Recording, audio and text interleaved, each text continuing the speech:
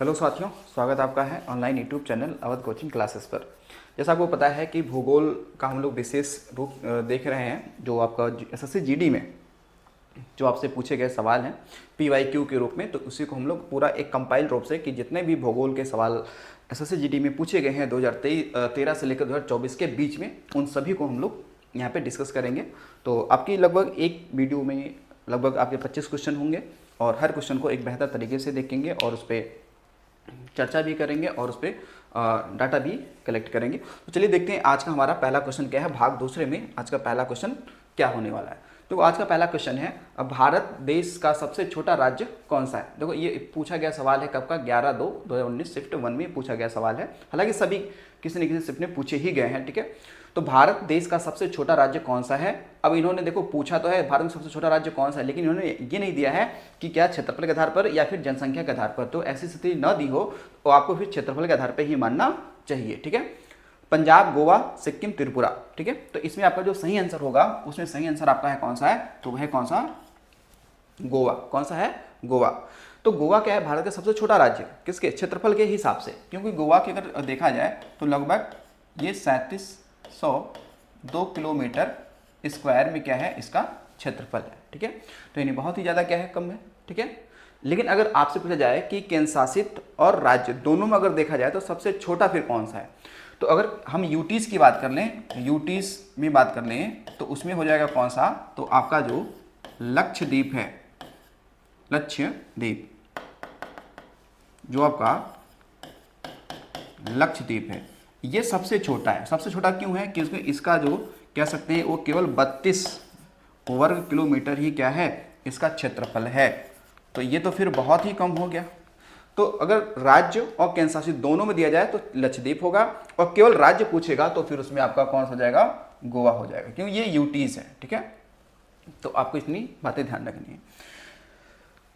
चलिए उड़ीसा में ब्रिंगा क्या है, ठीक है। उड़ीसा में ब्रिंगा क्या है, हीरा खानों के लिए जाने वाला एक गांव, आदिवासियों द्वारा इस्तेमाल किए जाने वाला एक पत्थर का हथियार, आदिवासियों द्वारा प्रयुक्त खाद्य तेल, काटा और जलाना कृषि का एक स्थायी नाम। हाँ देखिए, जो हमारे भारत में स्थायी कृषि मतलब कह सकते हैं कि जो स्थानांतरणशील जो कृषि होती है, जिसे शिफ्टिंग कल्टीवेशन कहते हैं, जो झूम कृषि भी कहते हैं, कई सारे नामों से जाना जाता है भारत में, अलग अलग नामों से, और जो कि एक पारंपरिक और काफ़ी ज़्यादा कह सकते हैं पर्यावरण के हिसाब से बहुत ही बेकार कृषि होती है, उसे हम लोग स्थानांतरणशील कृषि कहते हैं या शिफ्टिंग कल्टीवेशन कहते हैं। तो उनमें क्या होता है, जो ये काटा और जलाना कृषि का एक क्या है, स्थानीय नाम है, ठीक है, स्थानीय नाम है। तो ये जो ब्रिंगा है वो एक प्रकार का कहीं ना कहीं आदिवासियों द्वारा किए जाने वाला एक क्या है, स्थानांतरणशील कृषि है, शिफ्टिंग कल्टीवेशन है, ठीक है। तो ये हर जगह पे अलग अलग अपना एक नाम होता है, जैसे यहाँ पे ये हो गया, ठीक है। जैसे झूम कृषि की बात करेंगे तो झूम कृषि उत्तर पूर्व में होता है, नॉर्थ ईस्ट इंडिया में होता है, जैसे नागालैंड, मणिपुर, मिजोरम, इस वाले क्षेत्र में होता है, ठीक है। वाल्टेरो की बात करेंगे तो वाल्टेरो राजस्थान में होता है, ठीक है। तो ऐसे अलग अलग नाम हैं। तो ये काटा और जलाना, तो इसी तो कहते हैं सर्द एवं बर्न, ठीक है, कल्टीवेशन। अगला है, निम्नलिखित में से कौन सी नदी प्रसिद्ध धुआंधार जलप्रपात बनाती है, नर्मदा, काली सिंध, चंबल या तापी, ठीक है। तो बताओ जरा इसमें कौन, क्योंकि धुआंधार जो जलप्रपात है ये है किस नदी पर, तो ये है नर्मदा पे, ठीक है। अब नर्मदा पे कई सारे क्या हैं आपके जलप्रपात मिल जाते हैं, ठीक है। ये तो क्या है, धुआंधार जलप्रपात है, ठीक है, धुआंधार जलप्रपात है, ठीक है। इसके अलावा आप देखेंगे वहाँ पर एक बहुत ही फेमस जलप्रपात आपको मिल जाएगा इस पर, इसे कहते हैं दुग्ध धारा, ठीक है। कौन सा है, दुग्ध धारा, दूध सागर नहीं, दुग्ध धारा, ठीक है। तो ये नर्मदा नदी पे है धुआंधार। अगर देखिए, नागार्जुन सागर बांध डैश नदी पर बनाया गया है, पंबा, महानदी, कृष्णा, कावेरी, ठीक है। तो ये जो नागार्जुन सागर बांध है, तो अब थोड़ा नागार्जुन नाम भी भगवान जैसा लग रहा है, तो फिर नदी भी वैसे ही होगा, तो ये है कृष्णा नदी पे, ठीक है। बाकी अगर देखें तो एक इसी पे एक और भी है जिसे बोलते हैं अलमट्टी बांध,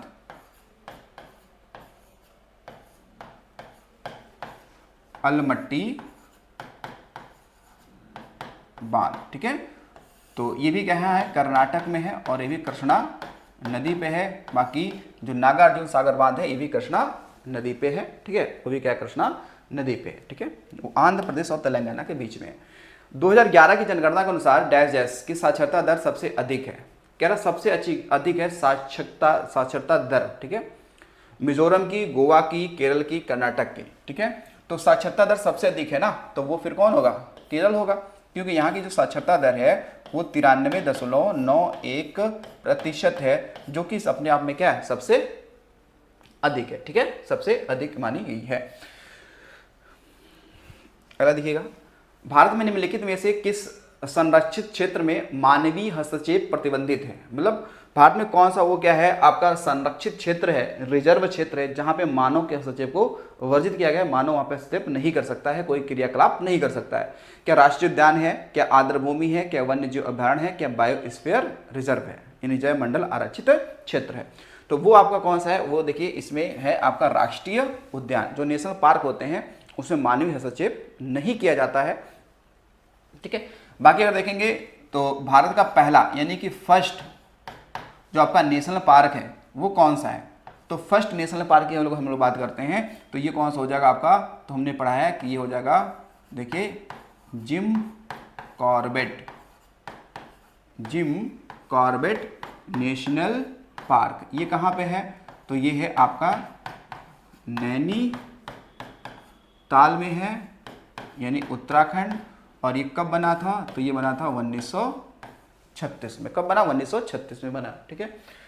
अगर बायोस्फीयर रिजर्व की बात करते हैं तो इसे बोलते हैं हम लोग जैव मंडल आरक्षित क्षेत्र। यही तो कहते हैं जैव मंडल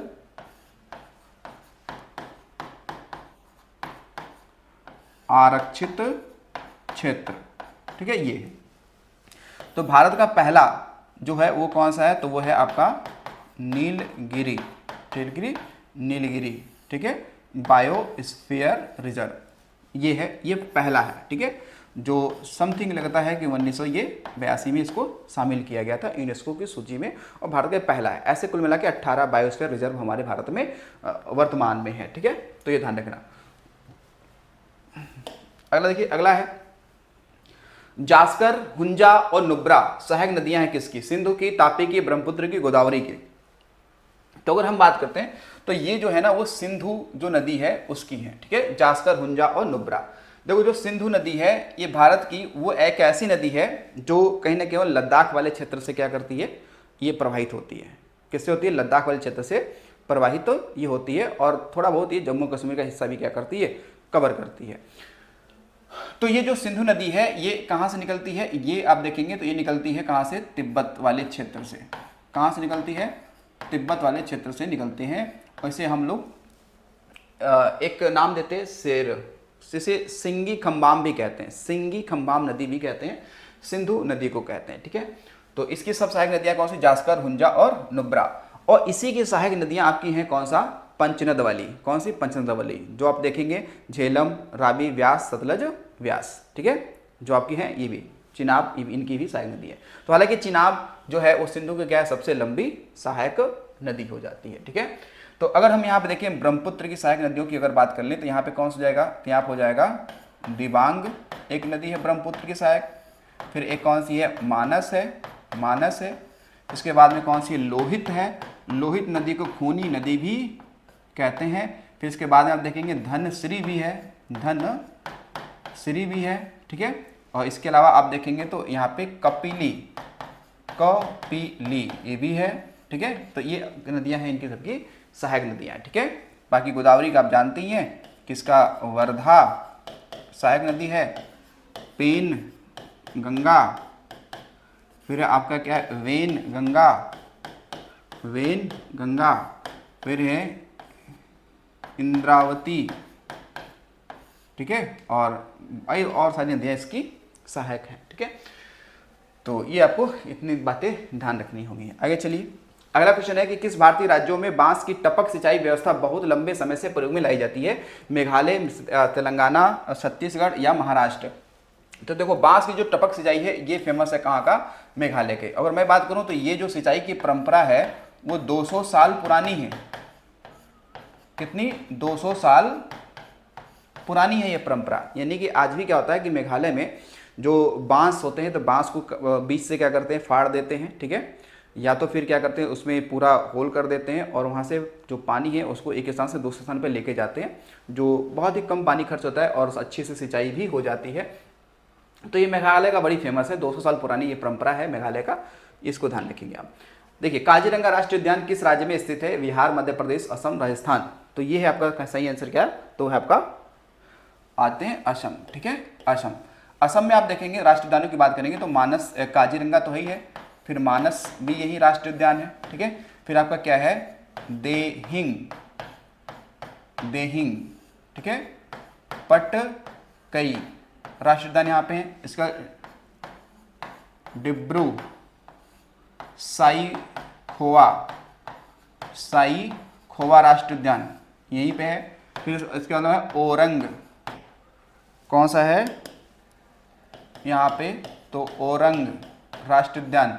ठीक है, यहीं पर है, आपको ध्यान रखना है इन सभी को। ठीक है, तो काजीरंगा, मानस, देहिंग पटगई, डिब्रू साईखोवा और ओरंग राष्ट्रीय उद्यान यहीं पे है। ठीक है, राजस्थान में देखेंगे तो फेमस यहाँ पे एक है, कौन सा? तो कहेंगे यहाँ फेमस है, एक है मुकुंदरा हिल्स, मुकुंदरा हिल्स राष्ट्रीय उद्यान यहीं पर आपको मिलेगा।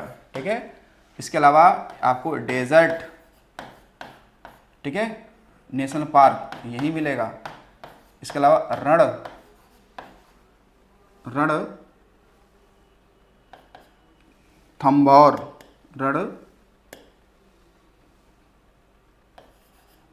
रणथंभौर राष्ट्रीय उद्यान आपको यही मिलेगा। ठीक है, बाकी केवलादेव ये भी यही मिलेगा। ठीक है, ये सारे यहाँ पे। ठीक है, मध्य प्रदेश में तो सबसे ज़्यादा देखेंगे राष्ट्रीय उद्यान आपको यहीं मिलेंगे, टाइगर रिजर्व भी आपको यहीं मिल जाएगा। बिहार में एक ही है, वो कौन सा है? वाल्मीकि राष्ट्रीय उद्यान, जो पश्चिमी चंपारण जिले में ये है। ठीक है, बाकी मध्य प्रदेश में आप देखेंगे तो यहाँ पे सतपुड़ा, बांधवगढ़, पन्ना, ठीक है, ये सब आपको मिल जाएंगे। चलिए अगला देखते हैं। अगला क्वेश्चन है कि मेट्टूर बांध किस नदी पर निर्मित और किस राज्य में स्थित है? तो मेट्टूर बांध, नर्मदा नदी मध्य प्रदेश, तुंगभद्रा नदी कर्नाटक, काली नदी कर्नाटक और कावेरी नदी तमिलनाडु। देखिए मेट्टूर जो बांध है ये आपका कावेरी नदी पे है, और कावेरी नदी पे है तो वो फिर तमिलनाडु राज्य में। ठीक है, तो आपको ध्यान रखना मेट्टूर बांध, ठीक है, कहाँ पे है? कावेरी नदी पर, तमिलनाडु में है।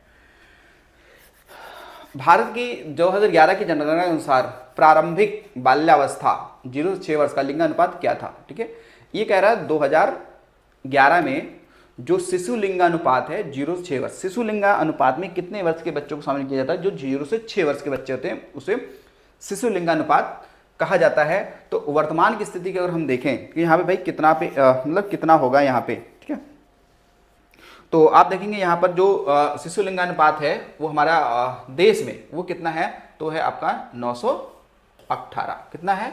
918 है। ठीक है, तो हमेशा ध्यान रखिएगा जो लिंगानुपात होता है, जो सेक्स रेशियो होता है, ध्यान रखिएगा कि जो सेक्स रेशियो होता है वो किस पे काउंट होता है? वो होता है 1000 पुरुष पर। ठीक है, कितनी महिलाएं? 1000 पुरुष पर कितनी महिलाएं हैं वही लिंगानुपात कहलाता है। ठीक है, तो जैसे भारत में देखा जाए कि वयस्कों में लिंगानुपात क्या है? ठीक है, भारत में अगर देखिए कि भाई लिंगा अनुपात कितना है भारत में, तो भारत में लिंगानुपात की बात करते हैं तो वो है कितना? तो 943। यानी कि भारत में औसतन इन 1000 पुरुषों पर 943 क्या है? भारत में महिलाएं हैं। ठीक है, भारत में महिलाएं हैं। तो अगर कहा जाए कि भाई बताओ कि सबसे ज़्यादा लिंगानुपात कहाँ पे, तो बताएंगे कहाँ पे है? केरल में। केरल में क्या है आपका? सर्वाधिक है। ठीक है, और लेकिन जो हरियाणा में है, हरियाणा में आपका क्या है? तो न्यूनतम है। ठीक है, न्यूनतम है। हरियाणा में क्या है? न्यूनतम है। तो ये ध्यान रखिएगा, औसतन कितना है? 943। आगे आ जाओ। अगला है भारतीय जनगणना के संदर्भ में साक्षरता प्रतिशत की परिभाषा क्या है? मतलब साक्षरता भाई किसे कहेंगे? साक्षरता प्रतिशत किसे कहेंगे? इसकी क्या परिभाषा हो सकती है? लिखा है कि 7 वर्ष और उससे अधिक आयु के लोगों का प्रतिशत जो किसी भाषा को पढ़ और लिख सकते हैं। ठीक है, कॉलेज डिग्री धारक करने का प्रतिशत उन लोगों का प्रतिशत है जो अंग्रेजी पढ़ और लिख सकते हैं, उन लोगों का प्रतिशत जो बुनियादी अंकगणितीय गणनाएं कर सकते हैं। तो देखो सही आंसर मैंने आपसे क्या बताया था कुछ देर पहले ही, आपने या अगले वीडियो में आपने देखा होगा, मैंने बोला था कि साक्षरता में जो साक्षरता होती है उसमें कौन सो लोग शामिल हो सकते हैं जिनकी उम्र क्या है 7 वर्ष है या 7 वर्ष से क्या है फिर ज़्यादा है, और वो व्यक्ति जो पढ़ और लिख सकते हैं उनको हम लोग साक्षरता में क्या करते हैं, शामिल करते हैं। भाई साक्षरता में शामिल करने का मतलब है कि जो पढ़ और लिख सके, और पढ़ और लिख सकती जगह जो 7 वर्ष से ऊपर होगा। भाई स्कूल हमारी जो प्रारंभिक शिक्षा प्रारंभ होती है वो लगभग आप देखेंगे कि 7 वर्ष के आसपास ही क्या होती है, शुरू होती है। तो इसलिए पहला ऑप्शन क्या है आपका सही है। तो अगर यहीं पर हम बात करें कि बताओ भारत में, अगर मैं बात करता हूं कि भारत में साक्षरता दर कितनी है, भारत में साक्षरता दर कितनी है, तो एवरेज है कितनी 74.04%। ये है। पुरुषों का कितना है 82%, महिलाओं कितना है तो 65%। ठीक है, तो ये ध्यान रखिएगा। और सबसे अधिक साक्षरता दर वाला राज्य पूछेगा तो बताना केरल, और सबसे कम पूछेगा तो बिहार। तो सबसे कम में आएगा पहले बिहार, फिर आएगा कौन सा अरुणाचल प्रदेश, फिर आएगा राजस्थान। कम में की बात करते हैं। निम्नलिखित में से छठवीं पंचवर्षीय योजना किस समय अवधि कौन सी थी? जो छठी पंचवर्षीय योजना चली थी वो कब से कब तक चली थी, उसका ड्यूरेशन क्या था? 1974 से 1979, 1980 से 1985, 1992 से 1997, 1985 से 1990। तो हमें एक बात तो पता है ना कि पांचवी पंचवर्षीय योजना 4 वर्ष चली थी, वो चली से कब 1974 से 1979, लेकिन वो 4 वर्ष चली थी तो फिर 78 होगा। ठीक है, तो यानी कि ये जो है ये तो पांचवी है, और ये पांचवी है, तो फिर छठी कौन सी है? तो छठी है 1980 से लेकर 1985 तक। ठीक है, तो ये है कौन सी आपकी? तो ये आपकी है कौन सी? छठवीं। ठीक है, और ये कौन सी है? तो ये है आपकी 7वीं, नहीं है। ये कौन सी है फिर? ये है आपकी कौन सी? 8वीं। और ये कौन सी है? तो ये है आपकी 5वीं। और ये कौन सी हो जाएगी? ये हो जाएगी छठी हो जाएगी। कौन सी हो जाएगी? छठी हो जाएगी। बीच में देखेंगे तो 1990 से लेकर 1992 तक इसमें एक योजना अवकाश चला था। ठीक है, योजना अवकाश भी चला था। ठीक है, तो ये ध्यान रखेंगे छठवीं पंचवर्षीय योजना समय अवधि क्या थी? 1980 से 1985 के बीच में थी। चलिए अगर देखिए 2011 की जनगणना के अनुसार निम्नलिखित में से किस धर्म की जनसंख्या सबसे कम है? अब 2011 की जनगणना के अनुसार निम्नलिखित में से किस धर्म की जनसंख्या सबसे कम है, ये पूछ रहा है। सबसे कम की पूछ रहा है। क्या सिख की है, क्या बौद्ध की है, क्या जैन की है, क्या ईसाइयों की है? तो अगर इन ऑप्शन के अकॉर्डिंग देखते हैं तो सबसे कम की कह रहा है, तो वो फिर जैन समुदाय के लोग हैं जिनकी संख्या क्या है? सबसे कम है। ठीक, धर्म के आधार की बात कर रहे हैं। तो सबसे अधिक जनसंख्या अगर देखा जाए तो अगर धर्म के आधार पर तो वो कौन है? हिंदू। फिर कौन है आप देखेंगे तो मुस्लिम समुदाय है। ठीक है, ये है। ठीक है, फिर इसके बाद में आप देखेंगे आगे तो आपका सिख समुदाय आएगा। ठीक है, फिर इसके आगे और सारे आते रहेंगे। तो सबसे कम कौन है? जैन। भारत में सबसे जनसंख्या कम किसकी है? जैन की है। और स्पेशल यूपी का पूछेगा, यूपी में सबसे कम जनसंख्या किसकी है? तो फिर बौद्धों की है। ठीक है, बौद्धों की है। आमतौर पर लिंगानुपात की गणना डैश डैश पुरुषों पर महिलाओं के अनुपात के रूप में किया जाता है। तो मैंने अभी आपसे बताया कि कितने पुरुषों पे कितनी महिलाएं हों तो लिंगानुपात होगा। तो 1000 पुरुषों पर कितने? 1000 पुरुष पर जितनी महिलाएं होंगी उस राज्य का, उस देश का, उस जिले का, उस गांव का उतना लिंगानुपात माना जाता है। ठीक है, भारत की 2011 की जनगणना के अनुसार हिंदुओं की जनसंख्या की वृद्धि दर क्या है? मतलब आप देखेंगे कि 2001 था और 2011 था, उसके बीच में जो हिंदुओं की संख्या बढ़ी है वो कितनी बढ़ी है? 11.8%, 16.8%, 19.8%, 22.8%। तो ये बोला ना 2011 की जनगणना के अनुसार हिंदुओं की जनसंख्या की वृद्धि दर कितनी दी गई? वो हिंदुओं की बात कर रहा है, यानी ऑल ओवर नहीं कर रहा है। ठीक है, केवल हिंदू की बात कर रहा है। तो वो कितना इसमें देखा गया है? तो देखिए, तो अगर हम देखेंगे मतलब वृद्धि दर मतलब क्या है कि यानी कि 2001 से यही तो 2011 के बीच, ठीक है, जो वृद्धि दर है वो कितनी है? तो वो है 16.8%। कितनी है? 16.8% देखी गई है। ठीक है, चलिए अगला देखिए। अगला है कि भारत की जनगणना जो हुआ 2011 की, ठीक है, भारत की 2011 की जनगणना के अनुसार निम्नलिखित में से किस राज्य की कुल साक्षरता दर 91.3% है? ठीक है, तो आप हाँ किसे? मिजोरम का, सिक्किम का, मणिपुर का या केरल का? आपने किसका देखा कि 91 दशमलव क्या है 3% है? तो देखो सबसे ज़्यादा तो किसका है, केरल का है ना, लेकिन ये बोला 91.3% भाई बताओ जरा, तो ये है किसका, तो ये है मणिपुर का। थोड़ा सा सवाल ये टफ मान सकते हैं आप, ठीक है। तो बाकी सबसे अधिक किसका है, तो इसका है 93.91%, ठीक है, इसका हो जाएगा, ठीक है। तो 91 वाला जो है वो मणिपुर का है, ठीक है। अब देखिए भारत की जनगणना जो हुआ 2011 में, तो जनगणना में कितने प्रश्न पूछे गए थे, 21, 29, 33, 25। देखो आपने देखा होगा कि आपके गांव में, हालांकि जब जनगणना शुरू होती है तो जब जनगणना वाले आपके घर पे आते हैं तो आपसे कुछ सवाल पूछते हैं, ठीक है, कि आपका इसके वाहन कौन सा है, ठीक है, आप कितने पढ़े हुए हैं, आपके परिवार में कितने लोग हैं, ठीक है, आपके पास क्या चीज़ है क्या नहीं है, ऐसे सवाल पूछते हैं ताकि वो सही सही आपका आंकड़ा पता चल जाए भारत में कौन कितना गरीब है, कितना निर्धन है, कौन कितने उम्र का है, ठीक है, ये आपसे सब पूछते हैं, आपकी कितनी एज है, ठीक है, कितने बच्चे हैं, कितने क्या है, ये सब पूछते हैं आपसे, ठीक है। तो ऐसे अगर सवाल देखा जाए तो फिर उसमें कुल 29 प्रश्न पूछे गए थे। कितने पूछे गए थे, 29 प्रश्न पूछे गए थे, ठीक है। चलिए अगर देखिए भारत डैश डैश के साथ सबसे लंबी भूमि सीमा साझा करता है, नेपाल, बांग्लादेश, पाकिस्तान, श्रीलंका। तो भारत जो है वो सबसे लंबी जो सीमा साझा करता है वो कौन सा है देश, वो है बांग्लादेश, जिसकी लंबाई अगर देखा जाए तो 4096.6 किलोमीटर, ठीक है। और बांग्लादेश से भी आप देखेंगे तो टोटल कितने राज्य लगते हैं, 5 राज्यों की सीमा लगती है, ठीक है। कितने राज्यों की सीमा लगती है, 5 राज्यों की सीमा लगती है। वो 5 राज्य कौन कौन से हैं, अगर मैं बात करूं तो देखो बांग्लादेश से सबसे लंबी सीमा अगर किसी राज्य की लगती है तो वह पश्चिम बंगाल की सबसे लंबी सीमा लगती है। फिर असम की सीमा बांग्लादेश से 2 बार लगती है। फिर कौन सा है, मेघालय। फिर कौन सा है आपका, तो बताएंगे, फिर है आपका त्रिपुरा, जो तीनों तरफ से बांग्लादेश से घिरा हुआ है। और फिर कौन सा है, मिजोरम। तो ये 5 राज्य लगे हैं किससे, बांग्लादेश से लगे हुए, ठीक है। भारत और बांग्लादेश के बीच में आपकी 3 फेमस प्रमुख क्या ट्रेनें चलती हैं, कितनी, 3 चलती हैं। कौन कौन सी, एक तो है बंधन एक्सप्रेस, कौन सा है, बंधन एक्सप्रेस, फिर है मैत्री एक्सप्रेस और फिर है मिताली एक्सप्रेस। तो अगर ये पूछा जाए कि बंधन, फिर है क्या, मैत्री, फिर है मिताली, ये तीनों जो ट्रेनें हैं, ये चलती हैं किसके बीच में, तो ये चलती हैं, जो ट्रेनें हैं ये चलती हैं भारत और किसके बीच में, बांग्लादेश के बीच में।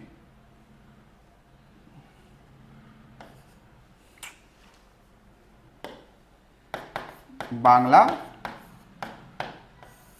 के बीच में ये तीनों ट्रेनें चलती हैं। जैसे पाकिस्तान में थार एक्सप्रेस और समझौता एक्सप्रेस, भारत और पाकिस्तान के बीच चलती हैं, वैसे तीनों ये चलती हैं। हालांकि बंधन एक क्या है, बैंक भी है, ठीक है।